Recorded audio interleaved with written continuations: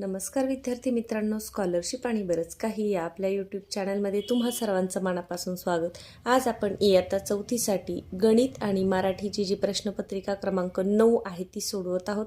आपण उलट्या क्रमाने प्रश्नपत्रिका सोडवत आहोत, म्हणजे वेगवेगळ्या प्रकारचे प्रश्न आपल्याला सोडवायला मिळतात. सुरुवातीची 1-2 प्रश्नपत्रिका ह्या सोप्या आहेत म्हणून गणित मराठीचा आपण उलटा क्रम घेतलेला आहे. तर पहा प्रश्नपत्रिका क्रमांक 9. आता सुरुवातीला मराठीचा पॅसेज आहे, उतार आहे आणि उतारावरचे प्रश्न आपण सोडवणार आहोत. जसे विजांचा कडकडाट तसेच ढगांचा काय. आता हे न वाचता सुद्धा आपण सांगू शकतो की ढगांचा काय असतो, गडगडाट. पर्याय क्रमांक 4. सृष्टीचे खरे स्वरूप केव्हा खुलून दिसते. आता सृष्टीचे स्वरूप हा शब्द आपल्याला शोधायचा आहे. पहा, जून महिन्याचं वर्णन आहे पावसाळ्याचं आणि पावसाळ्यात काय काय होतं ते सांगितलंय. तर मी एक नजर फिरवली आणि पहा, सृष्टीचे खरे स्वरूप आपल्याला पावसाळ्यात खुलून दिसते. कुठे आहे? पावसाळ्यात. पर्याय क्रमांक 3 हे आहे आपलं उत्तर. यानंतर खालीलपैकी कोणते दृश्य पावसाळ्यात पाहावयास मिळत नाही. हे सुद्धा आपण उतारा न वाचता सुद्धा सांगू शकतो की सगळीकडे हिरवळ उगवते, झाडांना मरगळ येते का, तर नाही, झाडांना पावसाळ्यामध्ये मरगळ येत नाही. म्हणजे आपलं उत्तर काय आहे? पर्याय क्रमांक 2. यानंतर काय आहे? खाली कविता आहे, पहा कवितेवरचे प्रश्न आपण सोडूयात. पावसाच्या राणीने झुकून पाहिल्यावर काय झाले. आता पहा, पावसाच्या राणीने झुकून झाल्यावर काही पाहिले. पावसाच्या राणीने झुकून पाहिले, मोहन माळेतील मोतीच ओघळले. माळेतील मोती ओघळले म्हणजे काय? पावसाचे थेंब खाली आले. तर पर्याय क्रमांक 3 हे आहे आपलं उत्तर. वाऱ्याच्या पाठीवर कोणाची पालखी आहे. पहा, वाऱ्याच्या पाठीवर मेघांची पालखी. पण आपल्याला इथं मेघांची शब्द दिसतो का? वेलींची, कळींची, पाचोळ्यांची, ढगांची. तर ढगांची म्हणजेच मेघांची, म्हणजे मेघांना समानार्थी शब्द आहे ढग, आणि पर्याय क्रमांक 4 हे आहे आपलं उत्तर. पुढे, बासरी कोण वाजवत आहे. पहा, कळक वाजवे बासरी, वारा, कळी, वेली, मेघ. तर कळक म्हणजे याचा अर्थ बांबू असा होतो, पण इथे कळकऐवजी कळी दिलेला आहे, म्हणजे इथे त्यांचं प्रिंटिंग मिस्टेक झालेली आहे. तर पर्याय क्रमांक 2 इथे तुम्ही उत्तर द्यायचं आहे. आता संवाद जो आहे, संवाद मात्र आपण काळजीपूर्वक वाचायचा आहे. आपण उतारा न वाचता डायरेक्ट शोधू शकतो, परंतु संवाद समजण्यासाठी तो वाचलाच पाहिजे. राजा स्वतःच्या दरबारात आपली तलवार शोधत होता, परंतु राजाला काही तलवार सापडेना. शेवटी चिडून प्रधानजीला हाक मारतो. राजा म्हणतो, प्रधानजी, प्रधानजी. जी महाराज, आमची तलवार कुठे आहे? मला नाही माहीत, जरा शिपायाला विचारा की. राजा, शिपाई, आमची तलवार पाहिली का हो? शिपाई, आपल्या कोमरेभोवती पहा ना जरा तपासून. राजा, प्रधानजी, माझ्या बोलण्याकडे लक्ष आहे का? माझी तलवार कुठे आहे? प्रधान, कशाला महाराज? राजा, लिंबू कापायला. प्रधान, तलवारीने लिंबू कापताय? राजा, तुमचं डोकं ठिकाणावर नाही. बाप रे, माझं डोकं उडवताय की काय? राजा, तुम्हाला कोणत्या गाढवाने प्रधान केलं हो? महाराज, महाराज, आपणच महाराज. राजा, म्हणजे मीच गाढव? होय महाराज. म्हणजे हा संवाद किती जणांमध्ये झालेला आहे? तर 3 जणांमध्ये झालेला आहे, राजा, प्रधान आणि शिपाई. पहा, वरील संवादात किती व्यक्तींनी सहभाग घेतला? तर 3. पर्याय क्रमांक 4 हे आहे तुमचं उत्तर. यानंतर पुढे पहा, प्रधानाने राजाला कशाची उपमा दिली? तर गाढवाची उपमा दिलेली आहे. पर्याय क्रमांक 3. यानंतर रिकाम्या जागी योग्य शब्द भरायचे आणि सुसंगत वाक्यांचा परिच्छेद आहे. टिंबटिंब हे झाड उंचच उंच वाढते. आता लगेच उत्तर बघायचं नाही. इकडे बघा, या झाडातील खोबऱ्यापासून टिंबटिंबे मिळते. आता खोबरं आले म्हणजे इथे नारळ असणार आहे. पर्याय क्रमांक 2. आणि खोबऱ्यापासून काय निघते? तर तेल निघतं, म्हणून पर्याय क्रमांक 2. म्हणूनच नारळाच्या झाडाला टिंबटिंब म्हणतात. काय म्हणतात? नारळाच्या झाडाला कल्पवृक्ष म्हणतात, कारण त्याचा एकही भाग हा वाया जात नाही, म्हणून नारळाला काय म्हणतात? कल्पवृक्ष म्हणतात. पुढे पहा, संध्याकाळी आई गोष्ट सांगते. या वाक्यात अधोरेखित केलेल्या शब्दाचा अनेक वचनी. गोष्ट, एक गोष्ट, अनेक गोष्टी. कुठे आहे? पर्याय क्रमांक 4. यानंतर खालील वाक्यातून उद्गारवाचक वाक्याचा पर्याय ओळखा. खूप सोपं आहे. उद्गारवाचक चिन्ह दिसेल तेच आहे उद्गारवाचक वाक्य. पर्याय क्रमांक 1.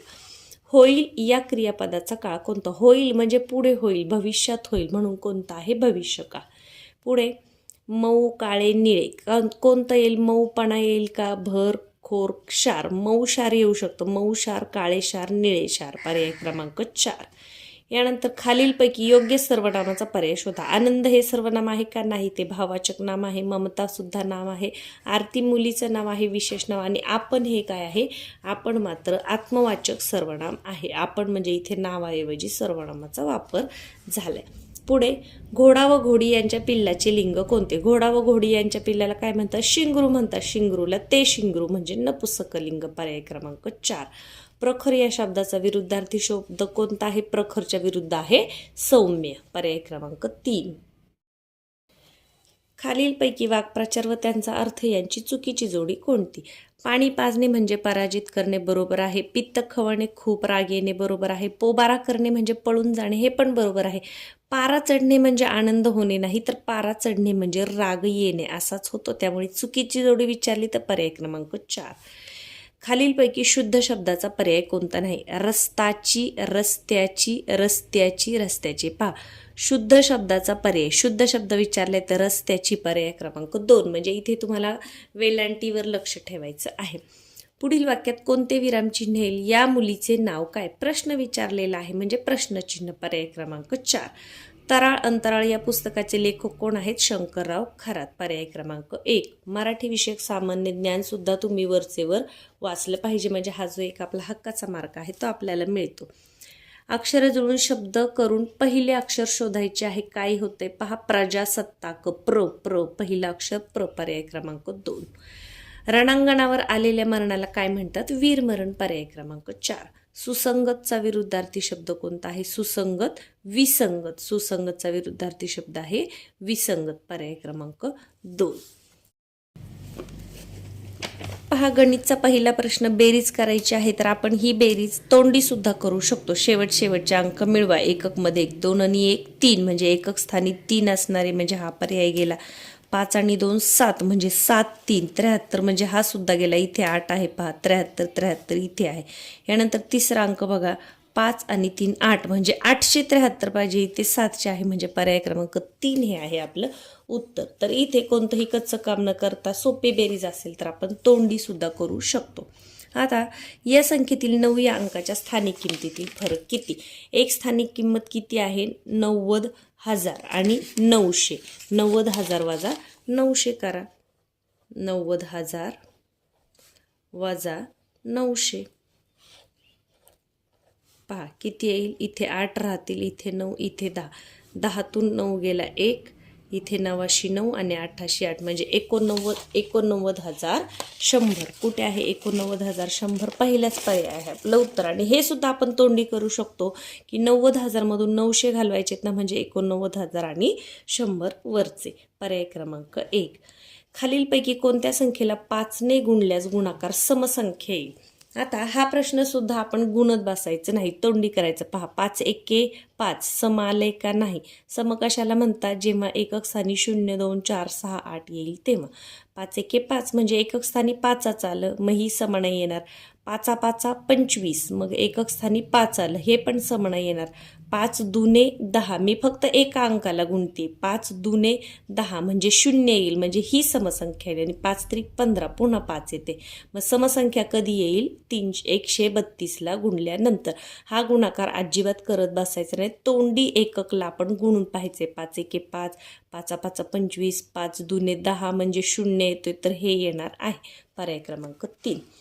1 ते 100 पर्यंतच्या अंकात 7 हा अंक किती वेळा येतो? तर 20 वेळा येतो. पर्याय क्रमांक 3. का? कारण 0 11 वेळा येतो, 1 हा 21 वेळा येतो आणि 2 ते 9 अंक किती वेळा येतात? 20 वेळा येतात. पुढे 40,000 हे अंकात कसे लिहिलाल? 40,000 आणि 250. कुठे आहे 40,000 250? पर्याय क्रमांक 3. यानंतर ही संख्या कोणत्या पर्यायात बरोबर लिहिली? 4 एकक कुठे दिसते? 4 एकक सगळीकडेच आहे. 3 दशक कुठे दिसते? इथे 30 आहे, म्हणजे हा पर्याय गेला. मग पहा, 5 शतक कुठे दिसते? 50 5 5 इथे दिसते. पहा, आणि 9,000 आहे तर इथे 90,000 लिहिले, म्हणजे 9,000 5 शतक 3 दशक 4 एकक. पर्याय क्रमांक 4 हे सुद्धा आपण तोंडीच केलेलं आहे. यानंतर पुढे पहा, आता रिकाम्या चौकटी चिन्ह शोधायचं. पहा 1 2 3 4 5 6 7 8 8 पंचे 40, या बाजूला 40 झाले. इथे पहा पदावली आहे, तर सुरुवातीला आपण गुणाकार करून घेणार. 6 पंचे 30 अधिक 5 दुने 10, 30 आणि 10 40, म्हणजे इकडे 40 इकडे 40 मध्ये कोणती खूण येईल? बरोबरची. पर्याय क्रमांक 2. ज्यांना तोंडी जमणार नाही त्यांनी या बाजूला 40 लिहून घ्यायचे, मग या बाजूचं करायचे. इकडे 30 अधिक 10 40 होतात, 40 बरोबर 40, म्हणून पर्याय क्रमांक 4. यानंतर उतरता क्रम लावला तर चौकटीच्या जागी. आता पहा 92,000, 91,000, 90,000 आणि 87,000. आता उतरता लावायचं. पहा उतरत्या क्रमाने लावायचे, त्यामुळे 92, 91, 90 म्हणजे 90 पेक्षा लहान परंतु 87 पेक्षा मोठी. तर अशी कोणती आहे? इथे 89 वाली संख्या आपल्याला दिसते. संख्या पूर्ण वाचली नाही तरी चालणार. 89,970 हे इथे येईल. पहा 90 नंतर 89 आणि शेवट 87. यानंतर वजाबाकी करायची आहे. तोंडी सुद्धा आपण करू शकतो. 8तून 5 गेले 3, सगळीकडेच 3 आहे. 5तून 3 गेले 2, म्हणजे 23 पाहिजे आपल्याला सगळीकडे, ते पण आहे. 4तून 1 गेला 3, म्हणजे 323 पाहिजे. इथे 223 आहे, इथे 323 आहे, इथे 423 आहे, इथे 323 आहे. आणि 6तून 2 गेले 4, म्हणजे 423 पाहिजे. 4,323. पर्याय क्रमांक 2 हे आहे तुमचं उत्तर. म्हणजे या प्रश्नपत्रिकेमध्ये बेरीज वजाबाकीची सोपी उदाहरणं आपल्याला दिली. पुढे पहा 12 गुणिले 5 बरोबर 300, तर 12 गुणिले 250 बरोबर किती? इथे गुणाकार करत बसायचं नाही. इथे 2 शून्य दिलेत, इथे 1 शून्य वाढवलाय ना, तर उत्तरामध्ये पण 1 शून्य वाढवायचं, म्हणजे 3000 कुठे आहे? पर्याय क्रमांक 1 हे आहे तुमचं उत्तर. पुढे 256 ही संख्या तिच्या समान अवयवांच्या गुणाकाराच्या रूपात लिहायची. आता एकक स्थानावरून उत्तर कसं काढायचं? पहा 18 18, 8 आणि 8चा गुणाकार करा. 8 8 64, 64 म्हणजे 4 येतो. एकक स्थानी 4 आहे का नाही, मग ही जोडी आपण तपासणार आहे. बेदुने 4, इथे एकक स्थानी 4 आहे का नाही. 6 6 36, इथे 6 आहे, 4 चौक 16, इथे सुद्धा, म्हणजे या 2 जोड्या आपल्याला चेक करायच्या आहेत. तर 256 कधी येते? पहा 16 गुणिले 16 किंवा 14 गुणिले 14. 256 आलं पाहिजे. मग आपण पहिल्यांदा 16 गुणिले 16 करून घेऊ. 16 96 6, हातचे आले 9, 16 1 16, 16 आणि 4 20 आणि 5 25, म्हणजे येते 16 गुणिले 16. हेच आहे आपलं उत्तर. म्हणजे पहिल्याच पडताळ्यामध्ये आपलं उत्तर आलेलं आहे. फक्त इथे आपण काय केले की एकक स्थानावरून हे 2 पर्याय आपण तपासले नाही. 8 आणि 8चा गुणाकार करा. 8 8 64, 4 येते, इथे 4 नाही आहे म्हणून आपण हे तपासलं नाही. बेदुने 4, इथे सुद्धा 4 नाही आहे म्हणून आपण हे पण केलं नाही. हा पर्याय आपण पडताळून पाहिलेला आहे. पुढे पहा प्रश्नचिन्हाच्या जागी काय आहे? ए ए आणि बी बी. बी कशी दिली आहे? आरशातील प्रतिमा दिली, तर सी आरशामध्ये कसा दिसेल? तर पर्याय क्रमांक 2. यानंतर एका शाळेमध्ये 3467 विद्यार्थी आहेत, त्यापैकी 189 विद्यार्थी गैरहजर आहेत, तर गैरहजर विद्यार्थी किती? म्हणजे इथे सरळ सरळ वजाबाकी करायची आहे. 3467 वजा 189, 3467 वजा 189. आता पहा हातच्याची वजाबाकी आहे, तर इथे 5 राहिले, इथे 17 झाले. 9 ने 1 10 7 17, म्हणजे 8 राहिले. 5तून 8 जात नाही, इथे 3 राहिले, इथे 15 झाले. 8 आणि 2 10 आणि 5 15, म्हणजे 5 6 7, इथे 7 उरले. यानंतर 3 मधून 1 गेला 2 आणि 3 अशी 3, म्हणजे 3278. 3278 कुठे आहे? पर्याय क्रमांक 4 हे आहे तुमचं उत्तर. इथे सरळ सरळ वजाबाकी करायची होती, तोंडी वजाबाकी केली नाही कारण हातच्याची वजाबाकी होती म्हणून. पुढे 55,769 ही आंतरराष्ट्रीय संख्या चिन्ह म्हणजे इंग्लिशमध्ये लिहायची. 55,769. 769 आहे का? नाही. हे मराठीत आहे. 769 आहे का? आहे. 55,769. पर्याय क्रमांक 3. पुढे पहा 756 भागिले 27. 756 भागिले 27. आता 756 भागिले 27. आता 27चा पाढा जर तुम्हाला येत नसेल तर इथे आपण विभाज्यतेची कसोटी कोणती उपयोगी येते बघू. 7 आणि 2 8 9, म्हणजे याला 3 ने भाग जाईल. यानंतर पहा 6 आणि 5 11, 11 आणि 7 18, 18 3च्या पाड्यात आहे म्हणजे याला पण 3ने भाग जाईल. मग 3ने भाग घालू. पहा 3 9 27. पुन्हा 3 दुने 6, 7तून 6 गेला उरला 1, 3 5 15 आणि 3 दुने 6. आता 9ने भाग देऊया. 9 1 9 9 दुने 18, 9 3 27. मग 9 दुने 18, 18 आणि 25 म्हणजे 7 उरले. 9 8 72 म्हणजे किती आलं उत्तर 28. तर 27चा पाडा येत नसेल तरी विभाज्यतेची कसोटी वापरून तुम्ही भाग अशा प्रकारे देऊ शकता. तर 28 कुठे आहे? पर्याय क्रमांक 4. यानंतर एक फूल म्हणजे किती आहे? पहा 3 फुलझाडे आहेत. आपल्याला काय करायचं आहे? सर्वात जास्त व सर्वात कमी फुलझाडांच्या संख्येत किती फुलझाडांचा फरक आहे? सर्वात जास्त किती आहेत? 1 2 3 4 5 6. पण 1 म्हणजे 3 आहे म्हणजे साहित्रिक 18. सर्वात जास्त किती आहेत? 18 आहेत. मी लिहून घेतलं एका बाजूला. सर्वात कमी किती आहेत? 1 2 3 3 त्रिक 9 म्हणजे 9 आहेत आणि 18 आहे म्हणजे कितीचा फरक आहे? पर्याय क्रमांक 1 9चा फरक आहे. 9 दुने 18. पुढे एका आयताची व चौरसाची परिमिती समान आहे. आयताची परिमिती 80 असल्यास चौरसाची बाजू किती? पहा आयताची आणि चौरसाची परिमिती समान आहे. ती किती आहे? 80 आहे. तर चौरसाची बाजू विचारली. चौरसाची बाजू किती असते? 4 गुणिले बाजू म्हणून 4ने भाग द्या. 4 दुने 8. उत्तर किती आलं? 20. म्हणजे असं चौरस आहे. परिमिती म्हणजे बाजूची फक्त बाजू ज्या आहेत त्यांची बेरीज. तर असं असेल. पहा कुठे आहे? 20. पर्याय क्रमांक 4 हे आहे तुमचं उत्तर. पुढे पहा सोबतच्या घडणीतून तयार होणाऱ्या खोक्याच्या एसच्या लगत कोणता पृष्ठभाग येणार नाही. आता पहा हे काय असतं? दिलेला असतो, हा घन आहे आणि हा उघडलेला असतो. तर जेव्हा आपण हा बंद करू तेव्हा क्यू आणि एस समोरासमोर येणार आहेत म्हणजे ते विरुद्ध येणार आहेत. एसच्या शेजारी टी येणार आहे, यू येणार आहे. या पद्धतीने बंद केल्यावर पी सुद्धा आणि आर सुद्धा म्हणजे एसच्या विरुद्ध जो आहे तो इथे त्याच्या समोर येणार नाही किंवा लगत येणार नाही. समोर नाही, लगत येणार नाही. मग क्यूच्या लगत कोण येणार नाही? एसच्या लगत कोण येणार नाही? क्यू. पर्याय क्रमांक 4. यानंतर सोबतच्या आकृतीमध्ये पी हा केंद्रबिंदू आहे. तर वर्तुळाला किती व्यास आहेत? वर्तुळाचा व्यास कशाला म्हणतात? तर वर्तुळाच्या केंद्रातून जाणारा आणि वर्तुळावरील 2 बिंदूंना जोडणारी जी जीवा आहे त्याला व्यास म्हणतात. तर कुठे आहे हे एल आणि टी हे वर्तुळ केंद्रातून जाते का? नाही. म्हणजे किती व्यास आहेत? 1 आणि 2. कुठे आहे उत्तर? पर्याय क्रमांक 3.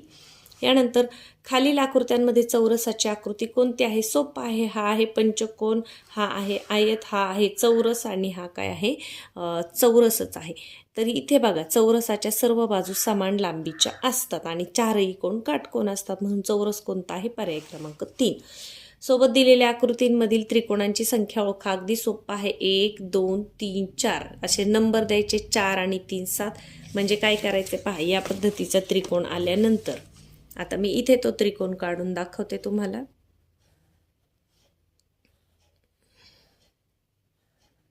या पद्धतीचा त्रिकोण आल्यानंतर 1 2 3 आणि 4 असे नंबर द्यायचे आणि यांची बेरीज करायची म्हणजे 4 अधिक 3 अधिक 2 अधिक 1.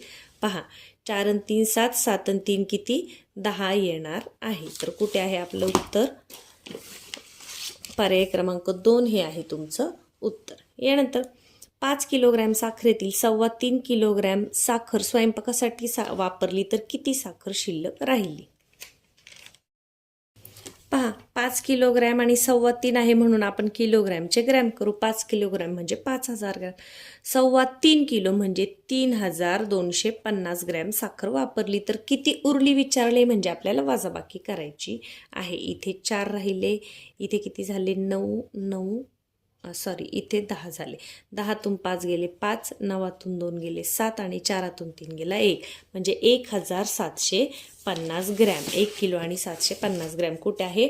पर्याय क्रमांक 3 हे आहे आपलं उत्तर. इथे 3.25 किलोग्रॅम दिले म्हणून आपण 5 किलोचे सुद्धा काय करून घेतले? ग्रॅम करून घेतलेले आहेत आणि वजाबाकी केलेली आहे. तर या भागामध्ये आपण एवढे प्रश्न पाहिलेत. उरलेले जे प्रश्न आहेत ते आपण पुढील भागामध्ये पाहूया. चॅनलवर नवीन असाल तर सबस्क्राईब करायला विसरू नका आणि व्हिडिओ आवडला असेल तर व्हिडिओला लाईक सुद्धा नक्की करा.